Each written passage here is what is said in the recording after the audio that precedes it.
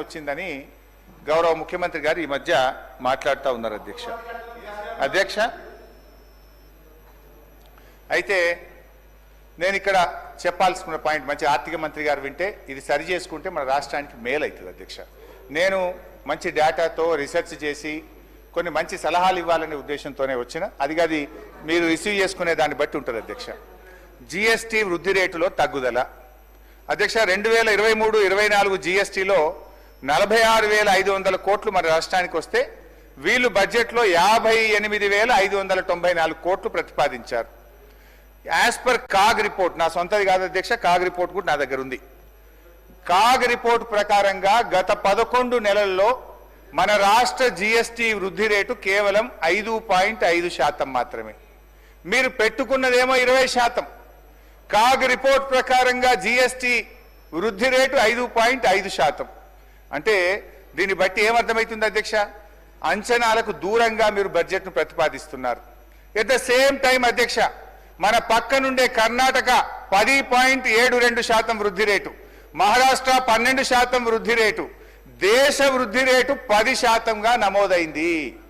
అంటే ఆర్థిక మాంద్యం దేశమంతా ఉండాలి కదా, కర్ణాటకలో ఎందుకు లేదు, మహారాష్ట్రలో ఎందుకు లేదు, దేశంలో ఎందుకు లేదు, తెలంగాణలోనే ఎందుకుందో ఒక్కసారి మీరు ఆత్మవిమర్శ చేసుకోండి. జిఎస్టీ ప్రవేశపెట్టినప్పటి నుంచి ఏ ఒక్క సంవత్సరం కూడా తెలంగాణ రాష్ట్ర జిఎస్టీ వృద్ధి రేటు దేశం కంటే తక్కువ ఎప్పుడూ లేదు.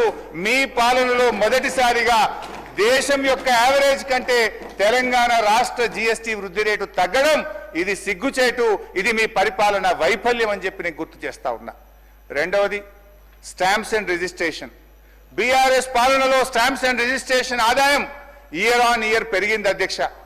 పెద్ద నోట్ల రద్దు, కరోనా వంటి ఆర్థిక ఉత్పాతాలను కూడా తట్టుకొని మేము ఆదాయం పెంచి చూపించాం. 2014-15 మా ప్రభుత్వం వచ్చిన మొదటి సంవత్సరంలో స్టాంప్స్ అండ్ రిజిస్ట్రేషన్ ఆదాయం 2,822 కోట్లు అధ్యక్ష. 2023-24 నాటికి మేము దిగిపోయే సంవత్సరానికి 14,588 కోట్లకు పెరిగింది. Average aggregate growth rate 25.62%. ఇది కేసీఆర్ గారి పరిపాలనపై సృష్టించిన పాజిటివ్ వైబ్రేషన్ వల్ల ఇది సాధ్యమైంది అధ్యక్ష. కాంగ్రెస్ అధికారంలో వచ్చిన తర్వాత 24-25 సంవత్సరంలో బట్టి గారి బడ్జెట్ ప్రతిపాదనలో 18,244 కోట్లు వస్తుందని అంచనా వేశారు. అయితే అధ్యక్ష, ఇప్పుడు మార్చిలో ఉన్నాం.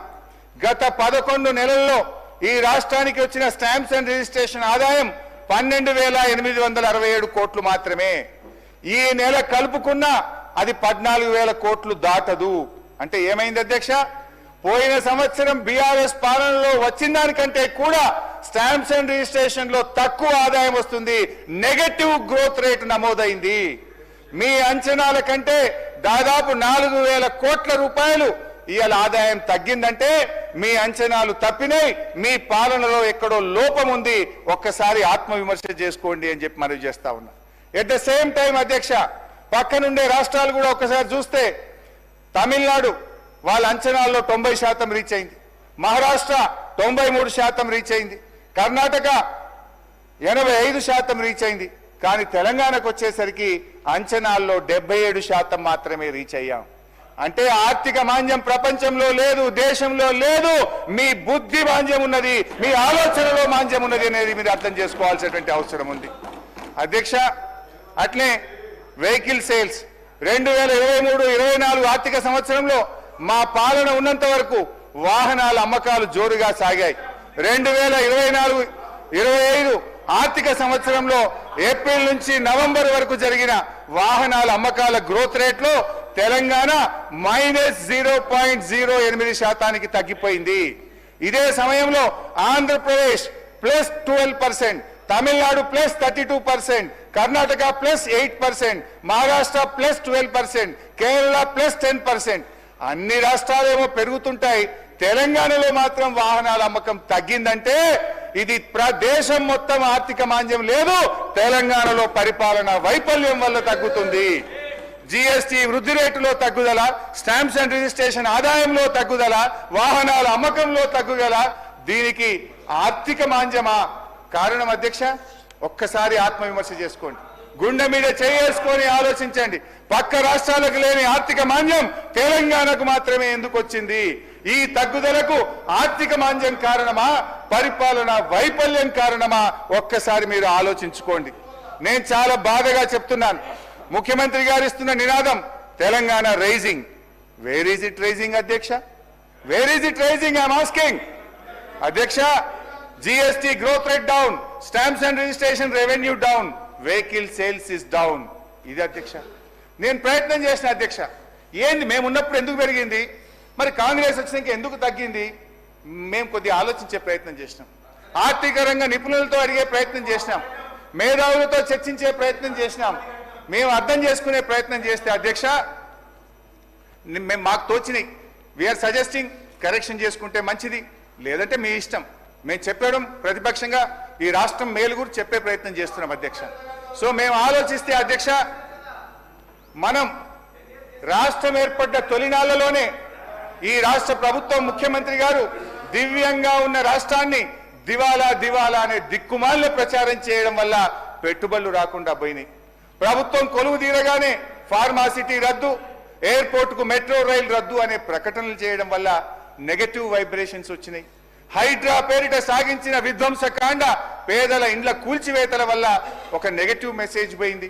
మూసీ ప్రక్షాళన పేరిట, బఫర్ జోన్ల పేరిట చేసిన హంగామా సృష్టించిన భయానక వాతావరణం రాష్ట్రంలో పెట్టుబడులు రాకుండా రియల్ ఎస్టేట్ రంగం పడిపోవడానికి కారణమైంది. అదేవిధంగా ఆర్ఆర్ ట్యాక్సులు, సంక్షేమ పథకాల ద్వారా గ్రామాల వైపు సాగుతున్న ద్రవ్య ప్రవాహానికి అడ్డుకట్ట వేయడం వల్ల గ్రామీణ ఆర్థిక వ్యవస్థ కూడా దెబ్బతిన్నది. రైతు బంధు ఇవ్వకపోవడం, పంటల కొనుగోలు పూర్తిగా చేయకపోవడం, పింఛన్లు పెంచకపోవడం, కేసీఆర్ గారు ఇచ్చే పెన్షన్లలో కూడా 2 నెలలు కోత పెట్టడం, నీళ్లు ఇవ్వక పంటలు ఎండగొట్టడం, చెరువుల్లో చేప పిల్లలు వదలకపోవడం, గొర్రెల పంపిణీ నిలిపివేయడం, గ్రామ పంచాయతీలకు నిధులు ఇవ్వకపోవడం, ఉద్యోగులకు పీఆర్సీ డిఏలు చెల్లించకపోవడం, రియల్ ఎస్టేట్ కుప్పగూలడం, ఇలాంటి కారణాల వల్ల ప్రజల కొనుగోలు శక్తి తగ్గుతూ ఈ రాష్ట్రం యొక్క ఆర్థిక మాంద్యం వైపు అడుగులు పడతా ఉన్నాయి అధ్యక్ష. భట్టి గారు తన ప్రసంగంలో నిజాలు ప్రచారంలో ఉండాలి, లేదంటే అబద్ధం నిజంగా మారి రాష్ట్రాన్ని, దేశాన్నే కాదు ప్రపంచాన్ని కూడా నాశనం చేస్తుందని తన ప్రసంగంలో చెప్పారు అధ్యక్ష. నేను వారి మాటలతో ఏకీభవిస్తున్నాను. నువ్వు రోజు అబద్ధం ఆడితే అది నిన్ను రేపు కూడా అబద్ధం ఆడే దుస్థితికి తెస్తుందని శ్రీశ్రీ గారు చెప్పినటువంటి మాటను ఒక్కసారి నేను భట్టి గారికి చెప్పదలుచుకున్నా అధ్యక్ష. ఎందుకంటే అధ్యక్ష, మీరు అదే పనిగా చేస్తున్న అబద్ధాలను పటాపంచలు చేసి సత్యాన్ని చెప్పదలుచుకున్నాను. 10 ఏళ్ల కేసీఆర్ పాలనలో తెలంగాణ భద్రం అనేది నిజం, ఛిద్రమైందనేది అబద్ధం. ఆర్థిక వ్యవస్థ గాడి తప్పడం అబద్ధం, బలోపేతమైందనడం నిజం. 10 ఏళ్ల పాలనలో ఆర్థిక అరాచకత్వం అన్నది అబద్ధం, ఆర్థిక స్థిరత్వం సాధించిందన్నది అసలు నిజం. దివాలా తీసిందన్నది అబద్ధం, దివ్యంగా ఉన్నదన్నది నిజం. కేసీఆర్ గారు సంపద పెంచింది నిజం, ప్రజలకు పంచింది నిజం. 2013-14లో 4,50,000 ఉన్న జిఎస్డిపి 9.5 ఏళ్లలో 15 లక్షల కోట్లకు పెరిగింది. ఇది అక్షర సత్యం. మా పాలనలో 12% ఉన్న జిఎస్డిపి వృద్ధి రేటు కాంగ్రెస్ ఏడాది పాలనలో 10% తగ్గింది. 1,24,000 కోట్లున్న తలసరి ఆదాయం 3,56,000 కోట్లకు పెరిగింది. ఇది మీరు కూడా ఒప్పుకొని చెప్పుతున్న సత్యం అధ్యక్ష. మా పాలనలో 12.4% ఉన్న తలసరి ఆదాయ వృద్ధి రేటు మీ ఏడాది పాలనలో 9.6% తగ్గింది. హరీష్ రావు గారు, మీరు మాట్లాడుతూ బుద్ధి మాధ్యం అని ఒక పదాన్ని ఆలోచన విధానంలో బుద్ధి మాధ్యం అనేది తప్ప సార్? ఇది సార్ సభ హుందాతనాన్ని సార్ ఒక్క మాట సార్ స్పీకర్ సార్, సభ హుందాతనాన్ని తక్కువ చేస్తారు. సార్ నేను ఒక్క మాట అంటే సార్, సీనియర్ మీరు ఏమనుకోకపోతే ఒక్క మాట అంటే సార్, దయించి వినండి.